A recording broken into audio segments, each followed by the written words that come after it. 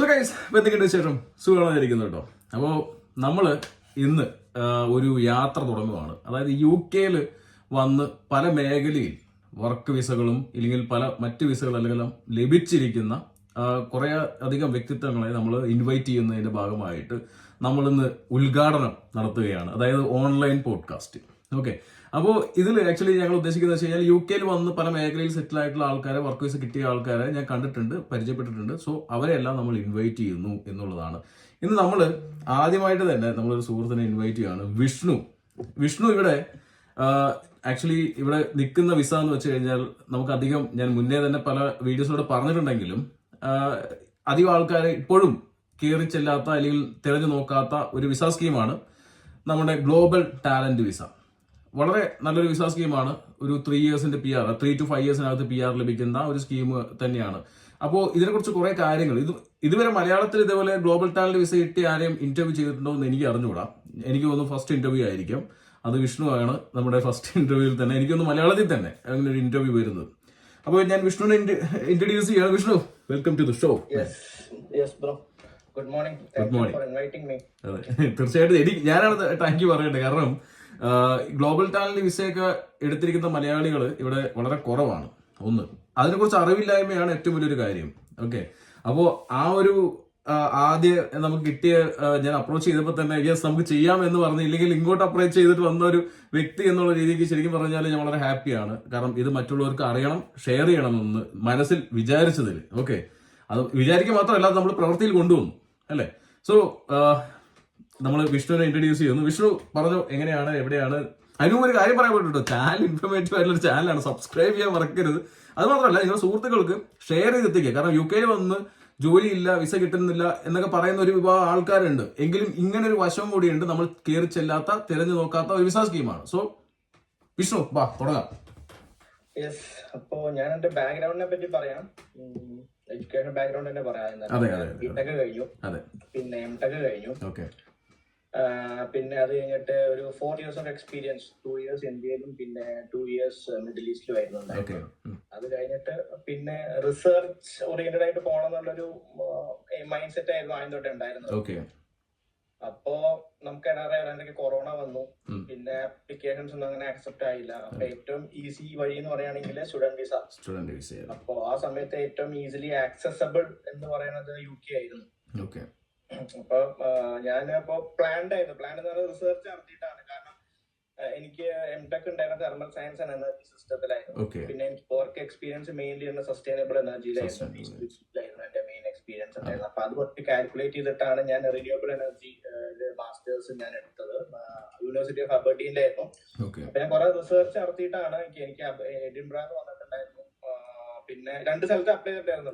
University of അബർഡീനിലും എഡിൻബ്രായിലായിരുന്നു. Affordable ആയിട്ട് എനിക്ക് തോന്നുന്നത് അബർഡീൻ ആയതുകൊണ്ടാണ് യൂണിവേഴ്സിറ്റി റാങ്കിങ് നോക്കിയിട്ടുണ്ടായിരുന്നു. കാരണം അബർഡീൻ എന്ന് പറയുകയാണെങ്കിൽ ഓയിൽ ക്യാപിറ്റലാണ്.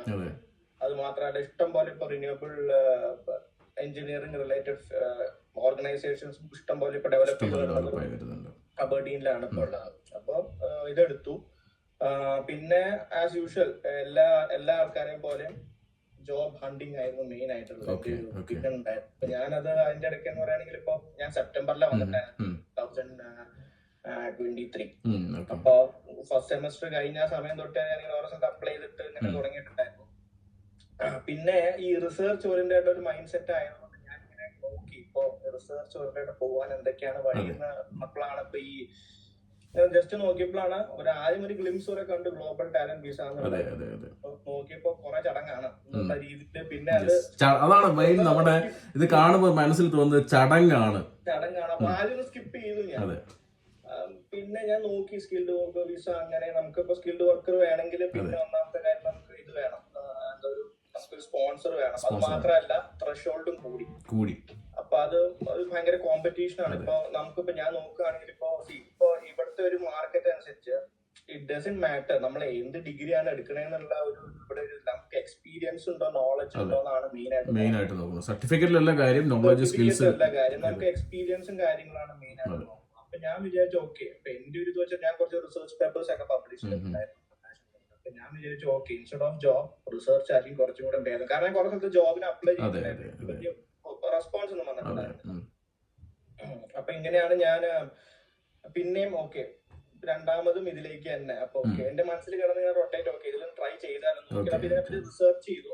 അപ്പൊ ഞാൻ റിസർച്ച് ചെയ്തതിൽ എനിക്ക് മനസ്സിലായ കാര്യം എന്ന് പറയുകയാണെങ്കിൽ 18 years and above ഉള്ള എല്ലാവർക്കും ഇത് അപ്ലൈ ഗ്ലോബൽ ടാലന്റ് വിസ അതായത് ശരിക്കും പറയുകയാണെങ്കിൽ ഈ ഗ്ലോബൽ ടാലന്റ് വിസയുടെ മെയിൻ എയിം എന്ന് പറയുകയാണെങ്കിൽ around the world across the globe particular ഏരിയയില് ടാലന്റഡ് ആയിട്ടുള്ള ആൾക്കാർ, അതായത് നമുക്ക് എക്സ്ട്രാ ഓർഡിനറി കാര്യങ്ങൾ ചെയ്ത ആൾക്കാർ നമുക്ക് വേണ്ടിയിട്ട് ഇൻട്രൊഡ്യൂസ് ചെയ്ത വിസയാണ് യു കെ ഗവൺമെന്റ്. അതായത് അപ്പൊ അവരെ അട്രാക്ട് ചെയ്യാനും ഇതിനും വേണ്ടിയിട്ടുള്ള കാര്യങ്ങളാണ്. അപ്പം ഇതിപ്പോ ഇതിന് ശരിക്കും 2 സ്റ്റേജസ് ആണുള്ളത്. ഫസ്റ്റ് സ്റ്റേജ് ആണ് മോസ്റ്റ് കോംപ്ലിക്കേറ്റഡ്, അതായത് എൻറോൾമെന്റ് പ്രോസസ് ആണ്. സെക്കൻഡ് ആണ് വിസ എന്ന് പറയുന്നത്. ഈ എൻറോൾമെന്റ് പ്രോസസ് അത് 2 സ്റ്റെപ്പ് ആയിട്ട് നമുക്ക് ഡിവൈഡ് ചെയ്യാം. അതെ, 2 സ്റ്റെപ്പ് ആയിട്ട് ഡിവൈഡ് ചെയ്യാം. ഫസ്റ്റ് എൻറോൾമെന്റും സെക്കൻഡ് ആണ് വിസ സ്കീം. അപ്പൊ ഈ എൻറോൾമെന്റ് സ്റ്റേജിൽ എന്ന് പറയുകയാണെങ്കിൽ ഇറ്റ് ഡിപെൻഡ്സ്. അതായത് നമുക്ക് പല സ്കീംസ് ഉണ്ട് ഇതിൽ. ഫസ്റ്റ് പിയർ വ്യൂ എന്ന് പറയുന്ന സ്കീം ഉണ്ട്. പിയർ വ്യൂ എന്ന് പറയുകയാണെങ്കിൽ നമ്മൾ സെൽഫായിട്ട് നമ്മുടെ റെസ്യൂമി ഉണ്ടാക്കി എടുത്തിട്ട് അതിന്റെ കവർ ലെറ്ററും കാര്യങ്ങളും നമ്മുടെ നമ്മൾ എന്തുകൊണ്ട് വൈ ആർ വി അപ്ലൈങ് എന്നുള്ള നമ്മുടെ അച്ചീവ്മെന്റ്സും കാര്യങ്ങളൊക്കെ വെച്ചിട്ട് നമുക്ക് കൊടുക്കാം. പക്ഷെ അത് കുറെ സമയം എടുക്കും. പിന്നെ അടുത്ത വരണാണ് റിസർച്ച് ആൻഡ് അക്കാഡമി. നമുക്ക് റിസർച്ച് പൊസിഷൻസ് ഉണ്ടെങ്കിൽ അങ്ങനത്തെ ഇതുണ്ടെങ്കിലും നമുക്കത് കിട്ടും. പക്ഷേ റിസർച്ച് ആൻഡ് അക്കാഡമിയിൽ ഒരു മെയിൻ ക്രൈറ്റീരിയ എന്ന് പറഞ്ഞാൽ നമുക്ക് research organisation should be under UKRI അല്ലെങ്കിൽ ഏതെങ്കിലും എൻറോൾമെന്റ് ബോഡി. UKRI എൻറോൾമെന്റ് ബോഡിയാണ്. ബ്രിട്ടീഷ് അക്കാഡമി, അത് പിന്നെ പല ഏരിയ ഉണ്ട്. Engineering, science, medicine. ബ്രോ എടുത്തിരിക്കുന്ന മേഖല എന്ന് വെച്ച് കഴിഞ്ഞാൽ റിന്യൂവബിൾ എനർജി മേഖല. റിന്യൂവബിൾ എനർജിയാണ്. അപ്പൊ അത് ഞാൻ പറയാം എന്തുകൊണ്ട് ഞാൻ അത് എടുത്തു എന്ന് പറയുകയാണ് ഈ റിലേറ്റഡ്. കാരണം ഇവിടെ ഇപ്പൊ ഞാൻ പല വീഡിയോസും കണ്ടിട്ടുണ്ട് ജോബ് ഓപ്പർച്യൂണിറ്റീസിനെ പറ്റിയിട്ട്. യുകെയിൽ ഭയങ്കര ബുദ്ധിമുട്ടാണ്, അങ്ങനെയാണ് ശരിയാണ്, ബുദ്ധിമുട്ടാണ്. ഞാൻ എന്റെ ഒരു അനാലിസിസ് പ്രകാരം ഇപ്പൊ ഒരു 4 കൊല്ലം മുമ്പ് വന്ന സിറ്റുവേഷൻ അല്ല. നമുക്ക് 4 കൊല്ലം മുമ്പ് നമുക്ക് എങ്ങനെ വേണമെങ്കിലും വന്ന് നമുക്ക് സെറ്റിൽ ആവാം. പക്ഷെ ഇപ്പൊ എന്ന് പറയുകയാണെങ്കിൽ എക്കണോമി ഷിഫ്റ്റ് ആവേണ്ട, വേ ഓഫ് തിങ്കിങ് ഷിഫ്റ്റ് ആവേണ്ട, ഓപ്പർച്യൂണിറ്റി ഉണ്ട്. അപ്പൊ ഇപ്പൊ യു കെ മാത്രമല്ല ഓൾ ഓവർ ദി വേൾഡിൽ ഇപ്പൊ യുകെയിൽ പറയുന്നത് നെറ്റ് സീറോ എന്ന് പറഞ്ഞൊരു സ്ട്രാറ്റജി ആണ്. 2050 ഡീകാർബണൈസേഷൻ, കാർബൺ എമിഷൻ സീറോ ആക്കാനുള്ള അവരിപ്പോ ഗവൺമെന്റ് അവര് കുറെ നാളായി തുടങ്ങിയിട്ടുണ്ട്. അപ്പൊ അത് ബേസ്ഡ് ആണ്. അപ്പൊ ആ ബേസ്ഡ് കുറെ ഓപ്പർച്യൂണിറ്റീസ് ഉണ്ട്. അപ്പൊ ഞാൻ ചെയ്ത എന്താന്ന് പറയുകയാണെങ്കിൽ ഇപ്പൊ നമുക്കൊരു റിസർച്ച് പൊസിഷൻ നോക്കി വെക്കുക. ആ റിസർച്ച് പൊസിഷൻ നോക്കി വെച്ചിട്ട് അത് ഇന്നോവേറ്റീവ് ആയിട്ടുള്ള ഐഡിയ ആണെങ്കിൽ എന്തായാലും നമുക്ക് ഗ്രാൻഡ് ചെയ്യുക.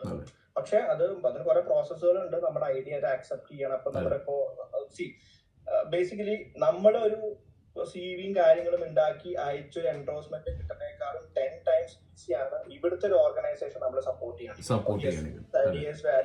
എലിജിബിൾ, ലെജിറ്റിമേറ്റ് ആണ്, ക്വാളിഫിക്കേഷൻസ് എല്ലാം മീറ്റ് ചെയ്യേണ്ടെന്നുള്ള നമുക്കൊരു ഗ്യാരണ്ടി അവർ തരികയാണെങ്കിൽ നമുക്ക് എന്തായാലും എൻറോൾമെന്റ് ഈസിയാണ്. അങ്ങനത്തെ റിലേറ്റഡ് ആയിട്ടുള്ള റിസർച്ച് മെയിൻലി ശരിക്കും റിസർച്ച് ഓറിയന്റഡ് ആയിട്ടുള്ള ആൾക്കാർക്ക് പറ്റിയ ഒരു സ്കീമാണ് ഈ global talent research and academy schemes എന്ന് പറയുന്നത്.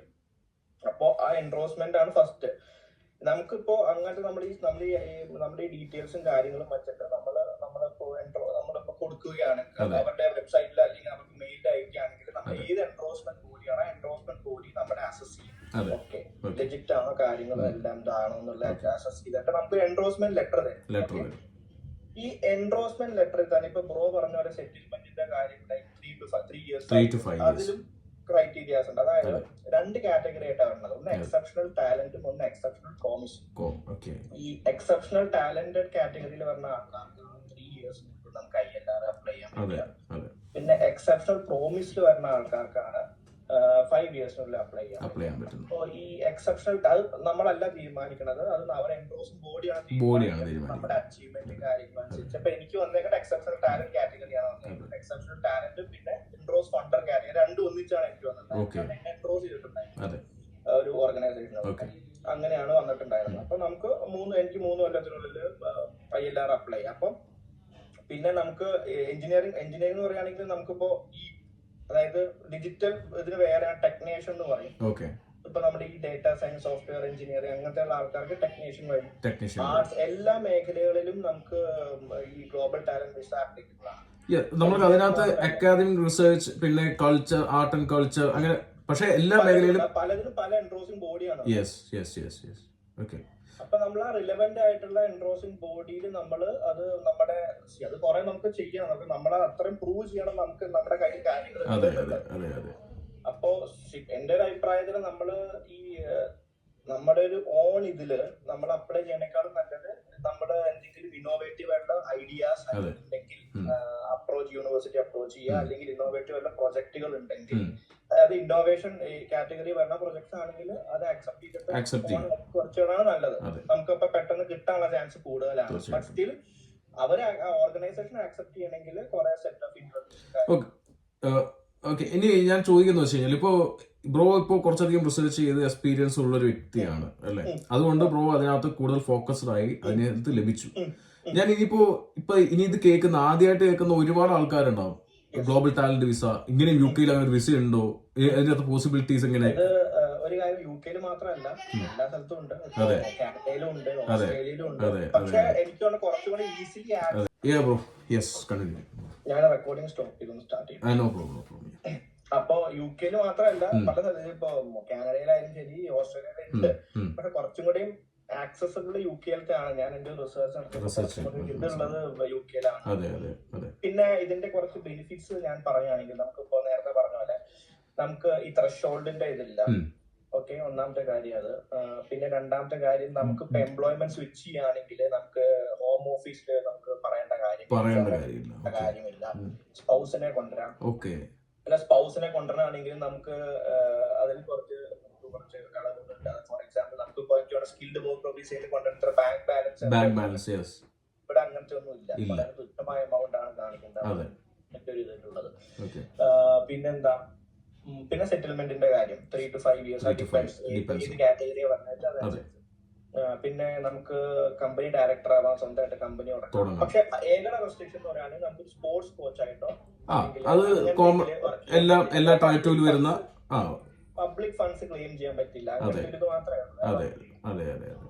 അപ്പോ ഇത് ശരിക്കും പറഞ്ഞാല് ഞാൻ ചോദിക്കട്ടെ, ഇനിയിപ്പോ നമുക്ക് കാര്യത്തിൽ, കാരണം വെച്ചാൽ ഇപ്പൊ ബ്രോക്ക് ഇതിനെ കുറിച്ച് ഏകദേശം ധാരണ ഉണ്ടായി, അത് റിസർച്ച് ചെയ്ത് കിട്ടി. അപ്പോ ഞാൻ ചോദിക്കുന്നത് വെച്ചാൽ, പുതിയൊരാള് വരുന്ന സമയത്ത് ഇവർക്ക് ഇത് എവിടെ റിസർച്ച് ചെയ്യണം?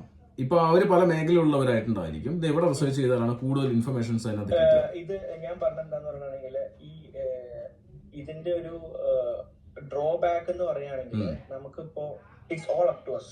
നമ്മുടെ കയ്യിലാണ്. ഒരാൾക്ക് നമ്മളെ എക്സ്റ്റേണൽ ആയിട്ടുള്ള ഒരാൾക്ക് നമ്മളെ സഹായിക്കാൻ സാധിക്കില്ല. കാരണം എന്ന് പറയുകയാണെങ്കിൽ ഈ എൻഡോഴ്സ്മെന്റ് ഡിസിഷൻ ആണ് മെയിൻ ആയിട്ട് വരുന്നത്. ഈ എൻഡോഴ്സ്മെന്റ് ഡിസിഷൻ ആർക്കും ഒന്നും ചെയ്യാൻ പറ്റില്ല, ബോഡി തന്നെ തീരുമാനിക്കണം. അപ്പൊ നമ്മള് അതിനനുസരിച്ച് കാര്യങ്ങൾ ചെയ്യണം എന്നുണ്ടെങ്കിൽ, ഞാൻ ശരിക്കും റിസർച്ച് ചെയ്ത് വന്ന നമ്മുടെ യു കെ ഗവൺമെന്റിന്റെ വെബ്സൈറ്റ് ആണ് മെയിൻ ആയിട്ട് റിസർച്ച് ചെയ്തത്. അവിടെ എല്ലാ ഇൻഫോർമേഷൻസ് ഉണ്ട്. വേറെ എങ്ങോട്ടും പോകേണ്ട കാര്യമില്ല. അതിൽ നമ്മൾ ലിങ്ക് ബൈ ലിങ്ക് അതിൽ ഓൾറെഡി ഹൈലൈറ്റ് ചെയ്തെടുക്കുന്നുണ്ട്. അത് പിടിച്ച് അമർത്തി പോയി കഴിഞ്ഞാൽ നമുക്ക് എല്ലാത്തിലും കിട്ടുന്നുണ്ട്. പിന്നെ ആർക്കൊരു ഡൗട്ട് വരുന്നത് ഇപ്പൊ ഏത് ഇതിൽ അപ്ലൈ ചെയ്യേണ്ടതെന്നുള്ളതാണ്. അപ്പൊ ഞാൻ പറഞ്ഞ ഇപ്പൊ പിയർ റിവ്യൂ ഉണ്ട്. അപ്പൊ കറക്റ്റ് ആയിട്ട് പറഞ്ഞ എന്താണ് എല്ലാ ഏകദേശം എന്തൊക്കെയാണെന്നുള്ളത് പറഞ്ഞു. അത് നോക്കി അത് അപ്ലൈ ചെയ്യാനുള്ള പ്രൊസീജിയർ. ഓക്കെ, പിന്നെ ബാക്കിയുള്ള ഈ ഫോർമാറ്റിങ്ങും കാര്യങ്ങളൊക്കെ ഞാൻ പറഞ്ഞില്ല, അത് ഡിപ്പെൻസ്. അക്കാഡമിയിലാണോ അതോ പിയർ റിവ്യൂ ആണോ, അത് പലതിനും പല ഇതാണ്. ഇതിൽ ഞാൻ ചോദിക്കട്ടെ, ഇപ്പോ ബ്രോ ഇപ്പൊ എൻഡോഴ്സ്മെന്റ് ബോഡീസിനെ എങ്ങനെയാണ് കിട്ടി? ഇപ്പൊ ബ്രോക്ക് ഇത് റിസർച്ച് ചെയ്യാൻ തുടങ്ങി റിന്യൂവബിൾ എനർജി സെക്ടറിനകത്ത് എൻഡോഴ്സ്മെന്റ് ബോഡി എങ്ങനെയാണ് ബ്രോ എത്തിയത്? അതായത് എൻഡോഴ്സ്മെന്റ് ബോഡി എങ്ങനെ സെലക്ട് ചെയ്തത്? അതായത് ഞാൻ പറയാം. അതായത് ഇപ്പോ വേറൊരു കാര്യം ഞാൻ പറയാണ്. ഒരു കാര്യം വിട്ടു. ഈ എൻഡോഴ്സ്മെന്റ് അപ്ലൈ ചെയ്യുന്ന സമയത്ത് നമ്മുടെ ലിസ്റ്റ് ഓഫ് ടാലൻസ് നമ്മൾ ഏത് ഏരിയയിലാണ് വരുന്നത്. പല ഏരിയാസ് ഉണ്ട്. ഞാനിപ്പോ ഹീറ്റ് ആൻഡ് തെർമോഡൈനാമിക്സ് ആണ് എടുത്തിട്ടുണ്ടായിരുന്നത്. കൊട്ടേഷൻ വരുന്നുണ്ട്, അത് നമുക്ക് കൊടുക്കാം. നമ്മുടെ ഒരു ക്ലോസ് ആയിട്ട്. അപ്പൊ ഇതിപ്പോ ഞാൻ പറയില്ലേ, അതിപ്പോ എഞ്ചിനീയറിംഗ് ആണ്. ഇപ്പൊ ഞാൻ എടുത്തത് renewable energy engineering related. Engineering related ഇപ്പൊ ഇതിപ്പോ എന്റെ എൻഡോഴ്സിംഗ് ബോഡി വന്ന എങ്ങനെയാണ്, ഇന്നോവേറ്റീവ് പ്രോജക്റ്റ് ആണ്. ഇപ്പൊ UKRI ആണ് എന്റെ ഇത് വരുന്നത്. ഇന്നോവേറ്റീവ് പ്രൊജക്ട് എന്ന് പറയുകയാണ്. ഇപ്പൊ ഇന്നോവേറ്റീവ് പ്രൊജക്ട് എന്ന് പറയാൻ കാരണം ഇപ്പൊ ഞാൻ നെറ്റ് സീറോ റിലേറ്റഡ് പല കാര്യങ്ങളെല്ലാം അപ്പൊ അതുകൊണ്ടാണ് UKRI സെലക്ട് ചെയ്തത്, UK research and innovations. So അതല്ലാതെ ഇപ്പൊ ഞാൻ പറഞ്ഞ പോലെ മറ്റ് മേഖലയിലുള്ളവർക്ക് ഇപ്പൊ എൻഡോഴ്സ്മെന്റ് ബോഡി കണ്ടെത്താനായിട്ട് നമുക്ക് വേറെ ഏതെങ്കിലും പ്ലാറ്റ്ഫോംസ് ഉണ്ടോ? നമുക്ക് എൻഡോഴ്സ്മെന്റ് ബോഡി പ്ലാറ്റ്ഫോം ഈ ഗവൺമെന്റ് വെബ്സൈറ്റ് തന്നെ ലിസ്റ്റ് കൊടുത്തിട്ടുണ്ട്. ഇപ്പൊ ഈ സോഫ്റ്റ്വെയർ എഞ്ചിനീയേഴ്സ് അങ്ങനത്തെ ഇതൊക്കെയാണെങ്കിൽ ടെക്നീഷ്യനിലാണ്. ഓക്കെ. ആർട്സ് കൗൺസിൽ ഉണ്ട്, ഇംഗ്ലണ്ട് ആർട്സ് കൗൺസിൽ എന്ന് തോന്നുന്നു, അതുണ്ട്. പിന്നെ അത് റിസർച്ച് അല്ലാണ്ട് engineering related British academy of engineering, അത് അങ്ങനെ പലതും ഉണ്ട്. അത് ലിസ്റ്റിലിട്ട് ഗൂഗിൾ മറ്റേ ഗവൺമെന്റ് ഓഫ് യുകെയുടെ വെബ്സൈറ്റിനകത്ത് അത് പൂർണ്ണമായിട്ട് എല്ലാം ഡീറ്റെയിൽ ആയിട്ട് പറഞ്ഞിട്ടുണ്ട്, എല്ലാം ഡീറ്റെയിൽ ആയിട്ട്. അത് മാത്രമല്ല, ഇപ്പൊ പ്രൈസ് ഉള്ള ആൾക്കാർക്ക്, അതായത് എക്സെപ്ഷണൽ പ്രൈസസ് ഉള്ള ആൾക്കാർക്ക് എൻഡോഴ്സ്മെന്റിന്റെ ആവശ്യമില്ല. നൊബേൽ പ്രൈസ് കിട്ടിയ ആൾക്കാർക്ക്, അല്ലാണ്ട് വേറെ ഓണറബിൾ മെഡൽസും കാര്യങ്ങളും കിട്ടിയ ആ ഒരു വിഭാഗം നമുക്ക് ഞാൻ പറഞ്ഞ പോലെ അതൊരു കുറച്ച് ഡിഫിക്കൽട്ട് ആയിട്ടുള്ള എല്ലാവരും കിട്ടാത്തൊരു വിഭാഗം. അതെ. അപ്പൊ അത് കഴിഞ്ഞ് നമുക്ക് ഈ പറഞ്ഞ പോലെ എൻഡോഴ്സ്മെന്റ് ബോഡി ത്രൂ എടുക്കുന്നതായിരിക്കും ഏറ്റവും കൂടുതൽ നല്ലത്. എനിക്കൊന്നും എൻഡോഴ്സ്മെന്റ് ബോഡി ത്രൂ കിട്ടുള്ളൂ. അതെ, എൻഡോഴ്സ്മെന്റ് ബോഡിയാണ് ഡിസൈഡ് ചെയ്യുന്നത്. എൻഡോഴ്സ്മെന്റ് ലെറ്റർ കിട്ടി, നമ്മളിപ്പോ ഈ വിസ അപ്ലൈ ചെയ്യുന്ന സമയത്ത് നമുക്ക് എൻഡോഴ്സ്മെന്റ് ലെറ്റർ കാണിക്കും, എൻഡോഴ്സ്മെന്റ് ലെറ്റർ അപ്ലോഡ് ചെയ്യും, എന്നാലേ കിട്ടും. അതല്ലാണ്ട് വേറെ വഴിയില്ല. എൻഡോഴ്സ്മെന്റ് ബോഡിയാണ് തീരുമാനിക്കുന്നത്. കാരണം ഞാൻ പറഞ്ഞില്ല, ഇത് ഇവരുടെ മെയിൻ എയിം എന്ന് പറയുകയാണെങ്കിൽ 2020 വിസ തുടങ്ങി. ബോറിസ് ജോൺസൺ ഗവൺമെന്റ് ആണ് എക്സെപ്ഷണൽ ടാലന്റ് ടയർ 1 വിസ മാറ്റിയിട്ടാണ് ഗ്ലോബൽ ടാലന്റ് വിസ ആക്കിയത്. അപ്പൊ ഇതെന്ന് പറയുകയാണെങ്കിൽ ലോകത്തുള്ള പല ഡിഫറെന്റ് റീജിയൻസിൽ നിന്നും അത് എക്സെപ്ഷണൽ ആയിട്ട് ടാലന്റഡ് ആയിട്ടുള്ള ടാലൻസിനെ ഇങ്ങോട്ട് എത്തിക്കുക എന്നുള്ളതാണ്. അപ്പൊ അത് ഉണ്ടോ ഇല്ലയോ എന്നുള്ളത് ലെജിറ്റ് ആണോ അല്ലോ എന്നുള്ള തീരുമാനം എൻഡോഴ്സ്മെന്റ് ബോഡി ചെയ്യുന്നത് ഒന്ന്. പിന്നെ രണ്ട്, ഇതിന്റെ ഞാൻ ഒരു ചോദ്യം ചോദിക്കട്ടെ. ഇപ്പൊ സാധാരണക്കാർ ഇപ്പൊ കാണുമ്പോൾ അവർക്ക് ഡൗട്ട് തോന്നും, ഇതിനകത്ത് ബേസിക് എലിജിബിലിറ്റി വല്ലതും ഉണ്ടോ? ബേസിക് എലിജിബിലിറ്റി അത് ഞാൻ വിചാരിച്ചു മാസ്റ്റേഴ്സ് വേണം, അതൊന്നും ഇല്ലല്ല. അപ്പൊ നിങ്ങൾക്ക് ഡിഗ്രി ഉണ്ട്. അപ്പൊ ഞാൻ ഒരു കാര്യം, ഇപ്പൊ നാട്ടിലുള്ള ഒരാളാണ്, ഞാൻ അപ്ലൈ ചെയ്തത് എന്ന് പറയുകയാണെങ്കിൽ ഞാൻ എന്റെ നാട്ടിലെ എംടെക് വെച്ചിട്ടാണ്, ഇവിടുത്തെ മാസ്റ്റേഴ്സ് വെച്ചിട്ടല്ല. എനിക്ക് അത്യാവശ്യം റിസർച്ച് പബ്ലിക്കേഷൻസ് ഉണ്ടായിരുന്നു. അതുകൊണ്ട് ഞാൻ കോൺഫിഡന്റ് ആയിരുന്നു, കാരണം ഇവിടുത്തെ കഴിഞ്ഞിട്ടുണ്ടായിരുന്നു. അപ്പൊ ഇപ്പൊ ഒരാള് ഫോർ എക്സാമ്പിൾ ഒരാളെ ഡിഗ്രി കഴിഞ്ഞു, അല്ലെങ്കിൽ റിലേറ്റഡ് കഴിഞ്ഞു, പക്ഷെ അയാൾക്ക് നല്ല അച്ചീവ്മെന്റ്സ് ഉണ്ട്, നല്ല പബ്ലിക്കേഷൻസ് ഉണ്ട്, ഇന്നോവേറ്റീവ് ആയിട്ടുള്ള കാര്യങ്ങൾ ചെയ്തിട്ടുണ്ടെങ്കിൽ എന്തായാലും അയാൾക്ക് അത് അപ്ലൈ ചെയ്യാവുന്നേ ഉള്ളൂ. അല്ലാണ്ട് ഇന്ന ഇതൊന്നും ഇല്ല. ഇവിടുത്തെ ഞാനൊരു കണ്ടെയ്നർ ഒരു പോസിറ്റീവ് ഇതെന്ന് പറയുകയാണെങ്കിൽ they are always welcoming people with talent. നമ്മൾ പ്രൂവിങ്, അതായത് they feel that we are good at something, അവർ അക്സെപ്റ്റ് ചെയ്യും. നമ്മൾ ഐഡിയാസ് ആയാലും ശരി, എന്തായാലും ശരി, അവർ അക്സെപ്റ്റ് ചെയ്യും. അങ്ങനത്തെ ആൾക്കാരാണ് ഇപ്പൊ വേണ്ടത് അവർക്ക്.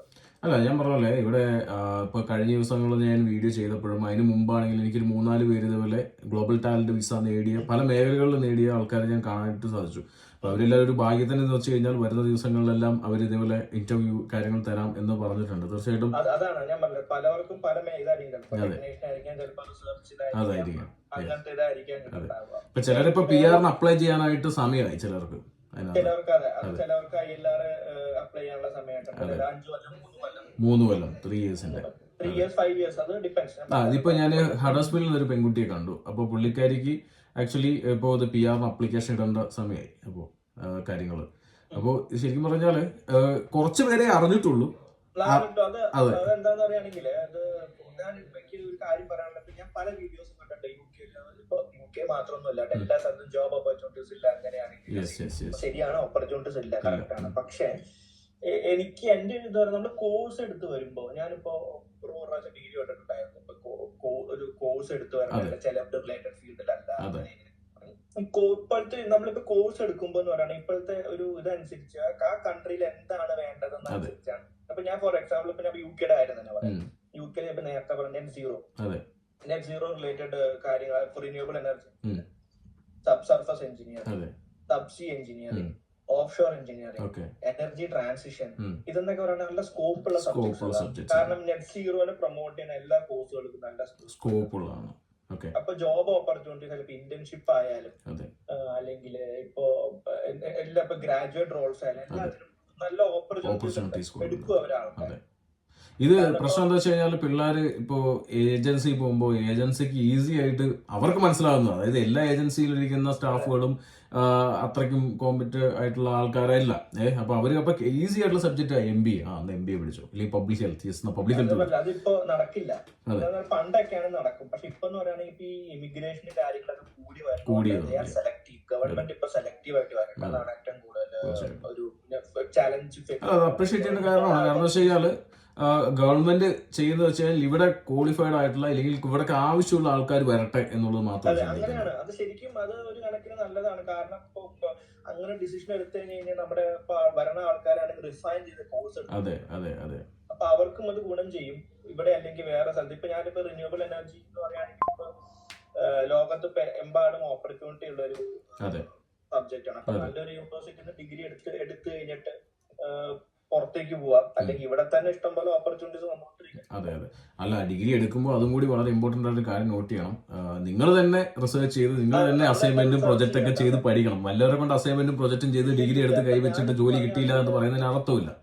എന്റെ ഒരു പേഴ്സണൽ എക്സ്പീരിയൻസ് പറയുകയാണെങ്കിൽ ഇപ്പൊ എന്റെ ഈ പഠിത്തവും ഈ കാര്യം രണ്ടും ഞാൻ പാർട്ട് ടൈമിൽ പോയിട്ടുണ്ടായിരുന്നില്ല. കാരണം ഞാൻ ഫുൾ റിസർച്ച് ചെയ്തിട്ടാണ്. കാരണം ഈ ടെക്നിക്കൽ സബ്ജക്റ്റ് ആണ്. ഇങ്ങനത്തെ സബ്ജക്റ്റുകൾ എടുക്കുമ്പോൾ എന്ന് പറയുമ്പോൾ നമ്മുടെ ഓഫ് സിലബസ് സബ്ജക്റ്റുകൾ വരും, നമ്മൾ പഠിക്കാത്ത കാര്യങ്ങൾ വരാനുള്ള സാധ്യത. അപ്പൊ എനിക്ക് ഉറപ്പായിരുന്നു ടൈം കിട്ടില്ല. കാരണം എനിക്ക് കുറച്ച് ടൈം കൂടുതൽ സ്പെൻഡ് ചെയ്യണം എന്നുള്ളതായിരുന്നു. അതിപ്പോ അതൊക്കെ റിസർച്ച് ചെയ്തിട്ടാണ് വന്നിട്ടുണ്ടായിരുന്നത്. അപ്പൊ നമ്മളിപ്പോ ഒരാളിപ്പോ ഇങ്ങോട്ട് വരികയാണെങ്കിൽ ഇവിടെ മാത്രമല്ല, പുറത്ത് എവിടെ പോവാണെങ്കിൽ എന്റെ ഒരു അഡ്വൈസ് എന്ന് പറയുകയാണെങ്കിൽ നമ്മൾ എടുക്കുന്ന സബ്ജക്ട് പറ്റി നല്ല സിലബസും കാര്യങ്ങളും റിസർച്ച് ചെയ്തിട്ട് നമ്മൾ വരണം. അല്ലാണ്ട് നമ്മളിപ്പോ ഒരു ആവേശത്തിൽ കയറി എടുത്തിട്ട് ഓക്കെ എങ്ങനെയെങ്കിലും സെറ്റിലായി നടക്കില്ല. അത് ഭയങ്കര ബുദ്ധിമുട്ടാവും. തീർച്ചയായിട്ടും. ഇതിന് എൻഡോഴ്സ്മെന്റ് ബോഡി കിട്ടി കഴിഞ്ഞാൽ അത് എങ്ങനെയാണ് അതിന്റെ അപ്ലിക്കേഷൻസ് കാര്യങ്ങളെല്ലാം ചെയ്യുന്നത്? ഓക്കെ, ഇപ്പൊ നമുക്ക് എൻഡോഴ്സ്മെന്റ് ലെറ്റർ ആണ് എൻഡോഴ്സ്മെന്റ് ബോഡി തരിക. അപ്പൊ എൻഡോഴ്സ്മെന്റ് ലെറ്റർ എന്ന് പറയുന്നത് ശരിക്കും ഞാൻ ഒരു ലെറ്റർ ആയിട്ടായിരിക്കും വരുന്നത്, മെയിൽ ആയിട്ടാണ് വരുന്നത്. അപ്പൊ അത് കഴിഞ്ഞിട്ട് അത് ഫസ്റ്റ് സ്റ്റേജ്. അത് കിട്ടിക്കഴിഞ്ഞാൽ സ്റ്റേജ് 2 വിസ ആപ്ലിക്കേഷൻ ആണ്. അപ്പൊ അവിടെ തന്നെ ഉണ്ട് ലിങ്ക് സ്റ്റേജ് 2 നമ്മുടെ എൻഡോഴ്സ്മെന്റ് ലെറ്റർ തന്നെ ഉണ്ട്. അപ്പൊ in India, inside India, outside India എല്ലാം ഉണ്ട്. അപ്പൊ അതിന്റെ ആപ്ലിക്കേഷൻ പോലെ അതെ, ഡയറക്ട് വിസ ആപ്ലിക്കേഷൻ പോലെ നമുക്ക് വിസയുടെ ഫീസ് എനിക്ക് എല്ലാം കൂടെ എൻഡോഴ്സ്മെന്റ് നമ്മൾ ഫീസ് അടയ്ക്കണം. 524 pounds വെബ്സൈറ്റിൽ പറഞ്ഞ ഫീസിന്റെ ഡീറ്റെയിൽ വെബ്സൈറ്റിൽ പറയുന്നത്. പിന്നെ നമുക്ക് സെലക്ട് ചെയ്യാം 1 ഇയർ വിസ, 2 ഇയർ വിസ. അത് വിസ അപ്ലൈ ചെയ്യുന്ന സമയത്താണ് 1 year, 2 year, 3 year, 4 year, 5 year. അതിന്റെ അപ്ലൈ ചെയ്യാം. പിന്നെ കറസ്പോണ്ടിങ് ആയിട്ടുള്ള NHS ഫീസും കൂടി IHS അടയ്ക്കുക. അതാണ് കടമ്പ. IHS ആണ് ഏറ്റവും വലിയൊരു കടമ്പ. വിസ ഫീസ് വളരെ കുറവാണ്. IHS ചിലപ്പോൾ 2-3 ഇയേഴ്സിന് 3,000 pounds മേലെ പോകും. 1,035 അത് കഴിഞ്ഞിട്ട് പിന്നെ എനിക്ക് ബയോമെട്രിക് ഉണ്ടായിരുന്നു. ബയോമെട്രിക്കിന് അപ്പോയിന്റ്മെന്റ് എടുക്കുക. ബാക്കിയൊക്കെ സെയിം ആണ്. ഫസ്റ്റ് എൻഡോഴ്സ്മെന്റ് എക്സ്റ്റേണൽ ഫോഴ്സിന് സഹായിക്കാൻ പറ്റില്ല. ബാക്കിയുള്ള പോലെ അല്ല. അത് നമ്മുടെ കയ്യിലാണ്. നമ്മുടെ അച്ചീവ്മെന്റ്സും നമ്മുടെ കാര്യങ്ങളും വെച്ചിട്ടാണ്. പിന്നെ അത് മാത്രമല്ല, വേറെ പറയുകയാണെങ്കിൽ ഒരു എൻഡോഴ്സ്മെന്റ് ബോഡി റിജക്ട് ചെയ്ത് കഴിഞ്ഞാൽ എന്റെ ഒരു അറിവില് സെയിം എൻഡോഴ്സ്മെന്റ് ബോഡി പിന്നെ അപ്രോച്ച് ചെയ്യാൻ പറ്റില്ല. എൻഡോഴ്സ്മെന്റ് ബോഡി പോകണം. അങ്ങനത്തെ ഇതുണ്ട്. അത് ഞാൻ പറഞ്ഞ തന്നെ ഇതിപ്പോ ഇതിനെക്കുറിച്ച് അറിയാൻ താല്പര്യമുള്ളവർ ഒരുപാട് പേര് ഇനി വരും. കാരണം എന്ന് വെച്ച് കഴിഞ്ഞാൽ ഇങ്ങനെ മലയാളികൾക്ക് ജോലി കിട്ടി തുടങ്ങി ഇല്ലെങ്കിൽ നിങ്ങളെ വന്ന് അത് ശരിക്കും പറഞ്ഞാൽ ഞാൻ 3 വർഷം മുമ്പ് ഞാൻ അപ്രോച്ച് ചെയ്തവരൊക്കെ ഞാൻ ചോദിച്ചിട്ടുണ്ടായിരുന്നു ഒരു ഇന്റർവ്യൂ. പക്ഷെ ആ സമയത്ത് അവർക്ക് പറ്റിയില്ലായിരുന്നു. പക്ഷെ ഇപ്പോൾ എല്ലാവരും റെഡിയായി വരുന്നു, ഇന്റർവ്യൂ തരാൻ റെഡി ആവുന്നു എന്നുള്ളതാണ്. കുറച്ച് എഫേർട്ട് എടുക്കണം, കുറച്ച് ചലഞ്ചിങ് ആണ്. പക്ഷെ കിട്ടിക്കഴിഞ്ഞാൽ ഗോളാണ്. അതെ, തീർച്ചയായിട്ടും. കിട്ടിക്കഴിഞ്ഞാൽ നമ്മുടെ ഒരു ഇതേ മാറും. നമ്മുടെ ആ ഒരു നമുക്ക് ഫോർ എക്സാമ്പിൾ ഇപ്പൊ ഒരു ഗ്ലോബൽ ടാലന്റ് കിട്ടിയ ഒരാള് നമ്മളിപ്പോ ഒരു സ്ഥലത്ത് അപ്ലൈ ചെയ്യണം. ഇപ്പൊ നമ്മളിപ്പോ മിക്ക കമ്പനി ചോദിക്കും റൈറ്റ് ടു വർക്ക് പ്രൂവ് ചെയ്യാൻ ഷെയർ കോഡ് കൊടുക്കുക അല്ലെങ്കിൽ അങ്ങനത്തെ കൊടുക്കുമ്പോൾ ഇത് കാണുമ്പോ അവർക്കറിയാം ഓക്കെ ഇങ്ങനെയാണ്. അപ്പൊ ഇതൊരു പെർട്ടിക്കുലർ ടാലന്റ് ഉള്ള വ്യക്തിയാണ്. പുള്ളിക്ക് അപ്പൊ നമുക്ക് ഹയർ ചെയ്യാനുള്ള ചാൻസ് കൂടുതലായിരിക്കും. അതാണ്. പിന്നെ അത് മാത്രമല്ല നമുക്ക് ഈവൻ എനിക്ക് പറഞ്ഞ റിസർച്ചിനായിട്ട് പുറത്തേക്ക് പോവാം. ലൈക്ക് നമുക്കിപ്പോ നമ്മുടെ ഒരു ഓർഗനൈസേഷൻ റിസർച്ചിന് പുറത്തേക്ക് അയക്കുകയാണെങ്കിൽ നമുക്ക് പോവാം. പക്ഷെ അത് കൗണ്ട് ചെയ്യില്ല. അതായത് 180 ഡേയ്സിന്റെ ഇതാണ്. ഇപ്പൊ 3 വർഷമാണെങ്കിൽ നമുക്ക് മാക്സിമം UK വിട്ട് നിൽക്കാൻ പറ്റുന്നത് 180 ഡേയ്സ് ആണ്. അത് ക്യാരി ഓവർ ആണെന്ന് തോന്നുന്നത്. എനിക്ക് 180 ഡേയ്സ് ടോട്ടൽ ഇൻ 3 ഇയേഴ്സ്. അത് കഴിഞ്ഞാൽ ബാക്കി പ്രൊസീജിയേഴ്സ് ഒക്കെ നമുക്ക് അതായത് എനിക്ക് തോന്നുന്നത് ഏറ്റവും കൂടുതൽ ഹൈലൈറ്റ് എന്ന് പറയുകയാണെങ്കിൽ 3 ഇയേഴ്സിനുള്ളിൽ INR അപ്ലൈ ചെയ്യാൻ പറ്റുന്ന ഇതാണ് മെയിൻ ഏറ്റവും ഹൈലൈറ്റ് കാര്യം എന്ന് വെച്ചാൽ 3 ഇയേഴ്സിനകത്ത് നിങ്ങൾ ഇൻഡിപെൻഡന്റ് ആവും. PR കിട്ടി നിങ്ങൾ ഇൻഡിപെൻഡന്റ് ആവും എന്നുള്ളതാണ്. അപ്പോ അത് ശരിക്കും പറഞ്ഞാൽ മറ്റൊരു വിസ സ്കീമിനും എനിക്ക് തോന്നുന്നു ഈ ബിസിനസ് സ്റ്റാർട്ടപ്പ് അല്ല ഇന്നോവേറ്റർ വിസകൾക്കായിരിക്കും ഫണ്ട് ഇൻവെസ്റ്റ് ചെയ്യണം. റെഗുലേഷൻസ് മാത്രമല്ല അതിനും ഇതേപോലെ ഇൻവെസ്റ്റ്മെന്റ് ബോഡികളുണ്ട്. അവർ എഗ്രി ചെയ്തൊക്കെ ചെയ്യാൻ പറ്റുള്ളൂ അതിനകത്ത്. പക്ഷെ അത് ഈസി അല്ല. അങ്ങനെ മലയാളികളൊക്കെ ചെയ്തിരിക്കുന്നത് വളരെ റെയർ ആയിട്ടുള്ള കാര്യങ്ങൾ മാത്രമാണ് കണ്ടിട്ടുള്ളൂ ഞാൻ. അപ്പോൾ ഇത് ഗ്ലോബൽ ടാലന്റ് വിസ ഇപ്പോൾ ഈ അടുത്ത് കുറച്ചധികം ആൾക്കാരെ ചോദിച്ചു വരുന്നു, അതിനകത്ത് അപ്ലൈ ചെയ്തവരെ കാണുന്നു, കിട്ടിയവരെ കാണുന്നു, വളരെ ഹാപ്പിയായി. കാരണം വെച്ച് കഴിഞ്ഞാൽ ടയർ 2 മാത്രമല്ല, ഇവിടെ ഇങ്ങനെ ഗ്ലോബൽ ടാലന്റ് വിസ എന്നുള്ളൊരു സ്കീം, ടയർ 1 ഇത് ടയർ 1 അല്ലേ global talent visa? Yes, okay. അപ്പോൾ അങ്ങനെ ഒരു സ്കീമും കൂടി ഉണ്ട്. അതും ഇതേപോലെ തന്നെ പഠിക്കാൻ വന്നവർക്ക് ട്രൈ ചെയ്യാം. പഠിക്കാൻ വന്നവർക്ക് ട്രൈ ചെയ്യാം, അല്ലാതെ പഠനം വല്ലവർക്ക് കൊടുത്തിട്ട് നമ്മൾ സർട്ടിഫിക്കറ്റ് കൈ മേടിച്ച് വയ്ക്കുന്നവർക്ക് പറ്റിയതല്ല ഇത്, അല്ലേ? ഞാൻ ഒരു കാര്യം ഓപ്പൺ ആയിട്ട് പറയാനാണെങ്കിൽ ഇപ്പൊ ഞാൻ പറയുമ്പോൾ സ്കിൽഡ് വർക്കർ വിസ കിട്ടാൻ ഭയങ്കര അതെ അതെ അതിനേക്കാളും ബുദ്ധിമുട്ടാണ് ശരിക്കും ഇതും കിട്ടാൻ. കാരണം എന്ന് പറയുകയാണെങ്കിൽ എൻഡോഴ്സ്മെന്റ്, നമ്മുടെ എൻഡോഴ്സ്മെന്റ് നമ്മുടെ പ്യുവർ നമ്മുടെ ടാലന്റിനെ നമ്മൾ എങ്ങനെ അത് എക്സ്പ്രസ് ചെയ്യുന്നു എന്നുള്ളതിനെ ഡിപ്പെൻഡ് ചെയ്യും. ഓക്കെ ബ്രോ, ഒരു ഡൗട്ട് കേട്ടെ. ഇപ്പൊ എൻഡോഴ്സ്മെന്റ് ബോഡി അവിടെ ഉണ്ട്. ഓക്കെ, ഈ ബോഡി നിങ്ങൾക്ക് ഒരു ലെറ്റർ തരുവാണെങ്കിൽ നിങ്ങൾ ആ ഒരു എൻഡോഴ്സ്മെന്റ് ബോഡിക്ക് അണ്ടറിൽ വരുന്ന കമ്പനി അല്ലെങ്കിൽ അവരേതെങ്കിലും കമ്പനി സജസ്റ്റ് ചെയ്യോ? കമ്പനി സജസ്റ്റ് ഇത് അങ്ങനെയല്ല മാവേഷ്. അതെങ്ങനെയാന്ന് പറയുകയാണെങ്കിൽ നമ്മളിപ്പോ ഈ എൻഡോഴ്സ്മെന്റ് ബോഡി നമുക്ക് ഞാൻ പറയാം റിസർച്ച് ആൻഡ് അക്കാഡമി എന്ന് പറയുകയാണെങ്കിൽ ഇപ്പൊ ഒരു ഓർഗനൈസേഷൻ ആ റിസർച്ചുകൾ ഇപ്പോ UKRI അല്ലെങ്കിൽ അങ്ങനത്തെ ഏതെങ്കിലും അതിലാണെങ്കിൽ അവര് നമുക്ക് ടു ദിസ് പേഴ്സൺ എന്നുള്ള രീതിയിലാണ് തരിക.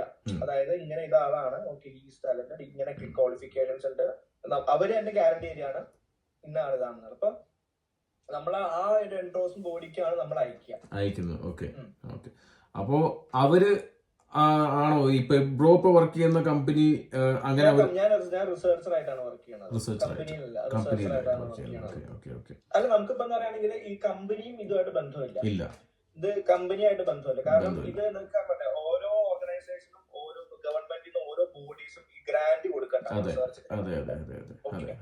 അതിപ്പോ നമുക്കിപ്പോ എനിക്ക് വേണ്ടത് ഈ റിന്യൂവബിൾ ഇന്നോവേറ്റീവ് ഇതായതുകൊണ്ട് അത് ഇന്നോവേഷൻസ് കൊണ്ട് അല്ലാത്തതുകൊണ്ട് ഇന്നോവേഷൻസ് ഉള്ള ഏരിയസിൽ UK റിസർച്ച് ഇന്നോവേഷൻസ് അവർ ഫണ്ട് ചെയ്യുന്നുണ്ടാവും. അപ്പൊ അവർക്ക് ചിലപ്പോൾ ആൾക്കാർ ആവശ്യം വരുമ്പോ നമ്മള് അവര് ഇത് എങ്ങനെയാന്ന് പറയുകയാണെങ്കിൽ നമുക്ക് ഒന്നെങ്കിൽ അവർ ഓപ്പൺ പൊസിഷൻ ഉണ്ടാവും, ഓപ്പൺ ക്ലോസ് പൊസിഷൻ. എപ്പോഴും നമ്മളിപ്പോ ഓപ്പൺ പൊസിഷൻ ക്ലോസ് പൊസിഷൻ ആണെങ്കിൽ നമ്മൾ അത്രയും നമ്മള് ഇത് കാണിക്കണം, അതായത് വർക്ക്ഔട്ട്. സെമി ഓപ്പൺ പൊസിഷൻ എന്ന് പറയുകയാണെങ്കിൽ നിങ്ങളുടെ ഐഡിയാസ് വെൽക്കംഡ് ആണ് എന്നുള്ള രീതിയിലാണ്. ഓപ്പൺ പൊസിഷൻ എന്ന് പറയുകയാണെങ്കിൽ ഇന്ന ഓപ്പൺ പൊസിഷൻ ഉണ്ട്, യു ക്യാൻ അപ്ലൈ. അവര് സെലക്ട് ചെയ്തിട്ട് അവർ ഇന്റർവ്യൂ ചെയ്യും. ഇന്റർവ്യൂ പ്രോസസ് എന്ന് പറയുകയാണെങ്കിൽ റിസർച്ച് ആണെങ്കിൽ ഇന്റർവ്യൂ പ്രോസസ് എന്ന് പറയുകയാണെങ്കിൽ ഫസ്റ്റ് അവർ ചോദിക്കുന്ന ക്വസ്റ്റ്യൻ എന്താണ് നിങ്ങൾ ചെയ്യാൻ ഉദ്ദേശിക്കുന്നത്, നിങ്ങളെ എടുത്തിട്ട് ഞങ്ങൾക്ക് എന്താണ് ഗുണം എന്നുള്ള രീതിയിലാണ്. അപ്പൊ നമുക്കത് പ്രൂവ് ചെയ്യാൻ പറ്റുകയാണെങ്കിൽ ദേ വിൽ സപ്പോർട്ട് us.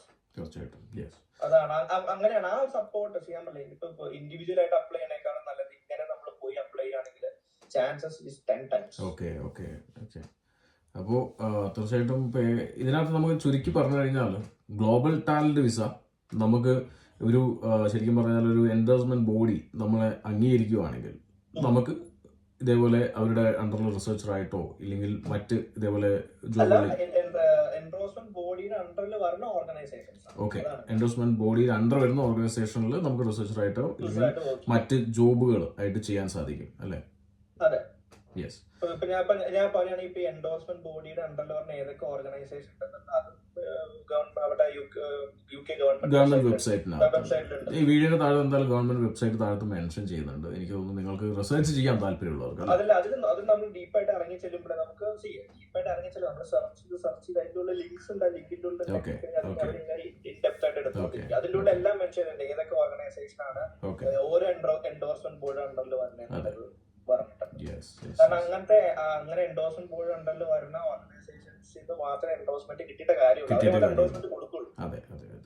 മറ്റൊരു കാര്യം എന്ന് വെച്ചാൽ ഇതിനകത്ത് എലിജിബിലിറ്റി എന്നുള്ളത് ഇങ്ങനെ രീതിയിലൊന്നും പർട്ടിക്കുലർ ആയിട്ട് പറയുന്നില്ല. എലിജിബിലിറ്റി ഞാൻ പറഞ്ഞു. എലിജിബിലിറ്റി എന്ന് പറയുകയാണെങ്കിൽ ഇപ്പൊ ഞാൻ ആദ്യം വിചാരിച്ചിട്ടുണ്ടായിരുന്നത് മാസ്റ്റേഴ്സ് ഉണ്ടെങ്കിൽ പ്ലസ് ആണ് ഒരു ഇതാണ്. അതൊക്കെ ഞാൻ ഒരു ഗ്രാജുവേറ്റ് അതൊരു ബാച്ചിലേഴ്സ് കഴിഞ്ഞ ഒരാൾ അപ്ലൈ ചെയ്യാണ്, മാസ്റ്റേഴ്സ് കഴിഞ്ഞ ഒരാൾ അപ്ലൈ ചെയ്യുകയാണെങ്കിൽ മാസ്റ്റേഴ്സ് കഴിഞ്ഞ ആൾക്കാണ് പ്രിഫറൻസ് കൂടുതൽ വരാം.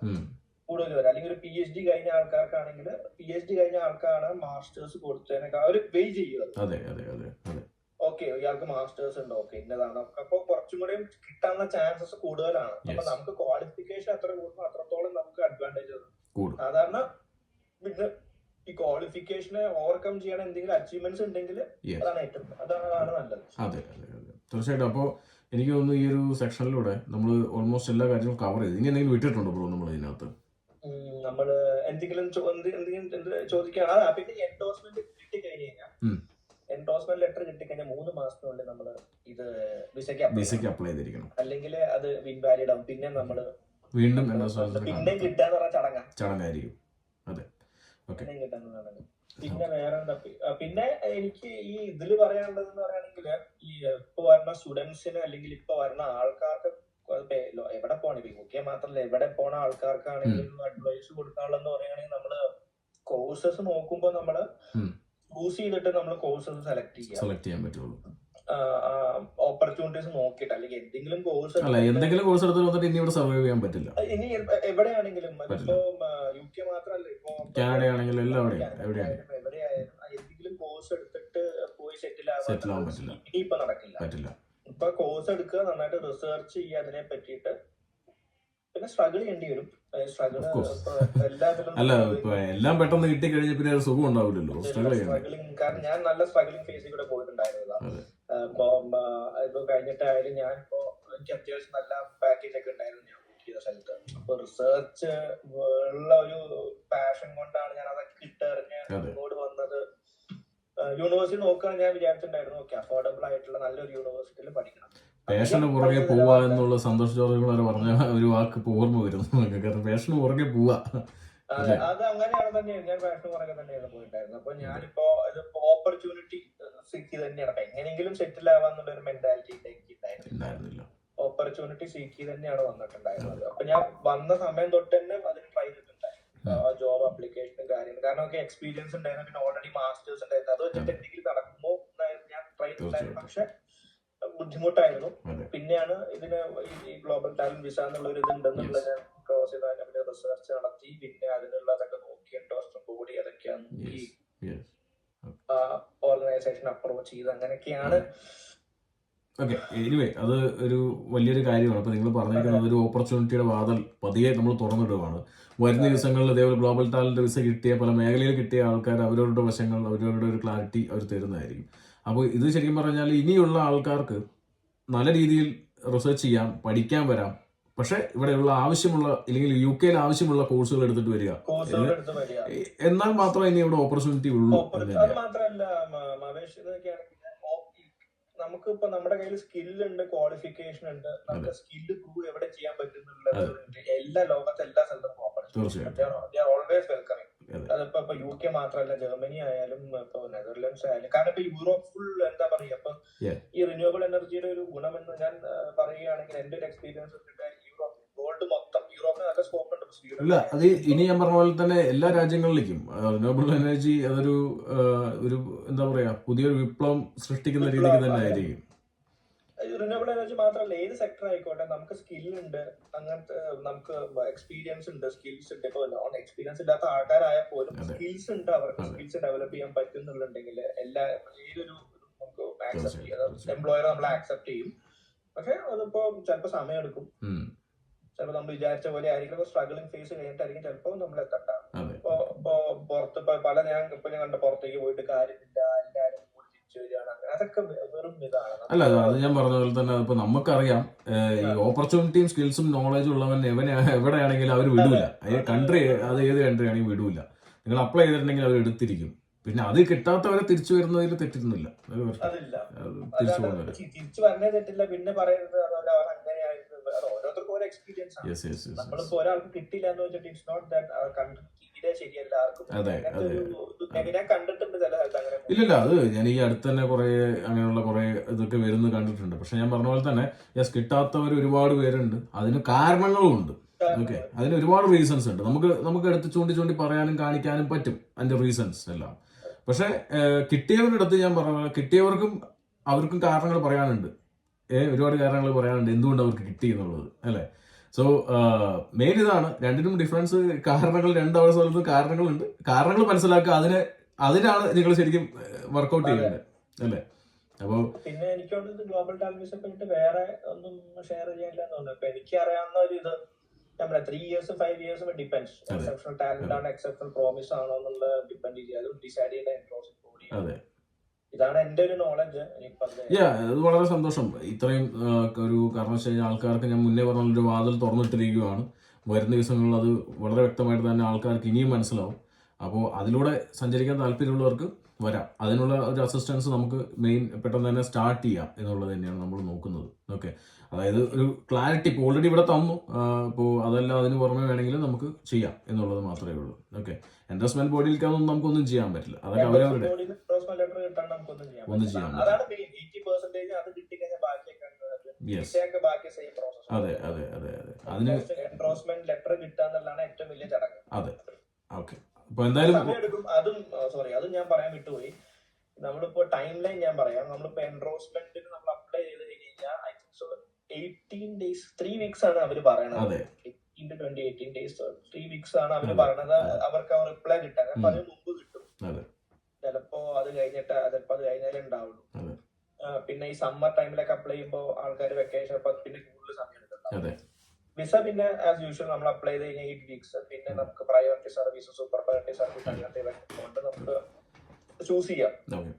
നമുക്കിനി ഞാൻ രണ്ട് ഷോർട്ടായിട്ട് നമുക്കൊരു ആൻസർ പറയാം ഇതിനകത്ത്. ഓക്കെ, 2 ചോദ്യമാണ്.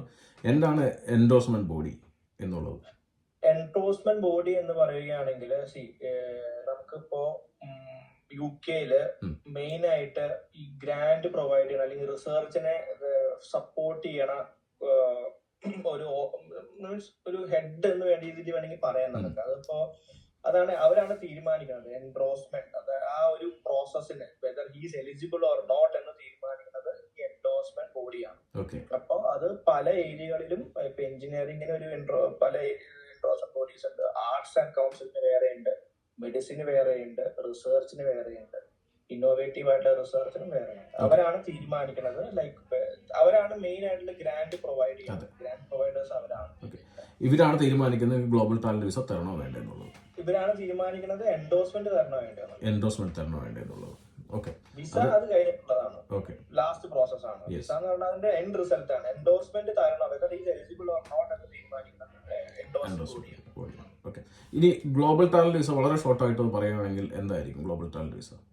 Global talent visa is actually meant for those who have a good caliber and good caliber and exceptional performances കാഴ്ചവെച്ച ആൾക്കാർ in particular areas. അതൊക്കെ ആർട്സ് ആവാം, സയൻസ് ആവാം, മെഡിസിൻ ആവാം, എഞ്ചിനീയറിംഗ് ആവാം. അവർക്ക് വേണ്ടി ഉള്ള ഒരു സ്കീമാണ് ശരിക്കും ഗ്ലോബൽ ടാലന്റ് വിസ എന്നുള്ളത്. ഓക്കെ, അപ്പോൾ വളരെ സിമ്പിളായിട്ട് ക്ലിയർ ചെയ്ത് പറഞ്ഞത് വളരെ സന്തോഷം. ഏകദേശം നമ്മൾ അരമണിക്കൂർ, ഏകദേശം 40 മിനിറ്റിന് മേലായി നമ്മുടെ ലൈവ്, നമ്മുടെ ഈ ഒരു മീറ്റിംഗ്. സോ എനിക്ക് തോന്നുന്നു നമ്മൾ ഓൾമോസ്റ്റ് എല്ലാ ഏരിയയും കവർ ചെയ്തിട്ടുണ്ട്. ഈ ഒരു വീഡിയോ കാണുന്നവർക്ക് A to Z എന്താണ് ഗ്ലോബൽ ടാലന്റ് വിസ എന്നുള്ള കാര്യം മനസ്സിലാവും. ഓക്കെ, അപ്പോൾ നമ്മൾ ഏകദേശം എല്ലാം കൂടെ പറഞ്ഞു തീർത്തു തോന്നുന്നു അല്ലേ? തീർച്ചയായിട്ടും വളരെ സന്തോഷം.